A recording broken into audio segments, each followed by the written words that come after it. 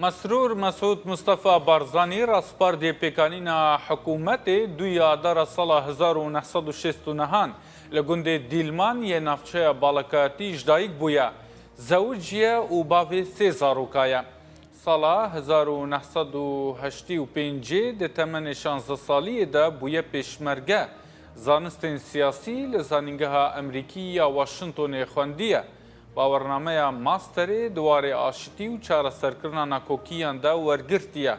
د کنگره 12 یا سال 1999 ده بویا اندامی سرکرداتی پارتی دموکراتا کردستان و هروی سالی جی بویا اندامی پولیت بیرو و حزبه.